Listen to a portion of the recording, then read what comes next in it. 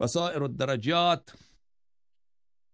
در اینجا صفحه 481. بله، من خدمت امام رضا علیه السلام عرض کردم. این مصنف این کتابم خودش از اصحاب امام حسن عسکری علیه السلام، خیلی جلیل القدره. خدمت امام رضا علیه السلام عرض کردم الامام یعلم اذا مات، امام میداند که چه وقت هنگام مردنشه. قال نعم، فرمودن بله. قال یعلم بالتعلیم حتی یتقدم فی الامر، یعلم بالتعلیم حتی یتقدم فی الامر. بله، اون از جانب خدا میدان. یعلم بالتعلیم، خداوند متعال این علم را داده به او که فلان وقت مثلا هنگام مردن شماست، به این طریق شما میمیرید و این از جانب خدا هست تا اون زمانی که مردنش فرا میرسد. درسته؟ تا اون وقت میداند.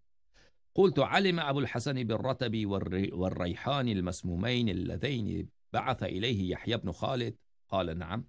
گفتم آیا ابو الحسن موسی بن جعفر علیه السلام با ابو الحوایج علیه السلام اون خرمای زهرآلود و گلهای زهرآلود را که یحیی بن خالد فرستاده بود میدانست اینا زهرآلوده؟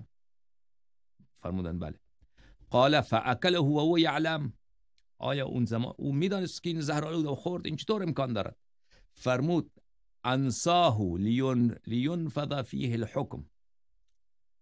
فرمودند وقتی که این چنین میرسد تا اون انگامی که اون فعل باید اجرا بشود، مثلا خوردنی هست یا کاری هست، تا اون انگام علم دارد، اما اون انگام دیگر اون علم از امام علیه السلام گرفته می شود. خداوند متعال یک نسیان بر امام علیه السلام طاری می گرداند. خداوند متعال اون را فراموشی می آورد.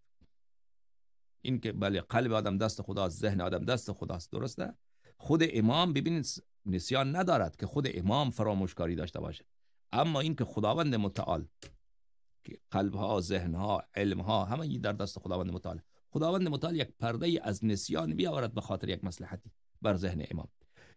این با عصمت امام کدام منافاتی ندارد. با عصمت اون وقت منافات دارد که این نسیان از فعل خودش باشد، درسته؟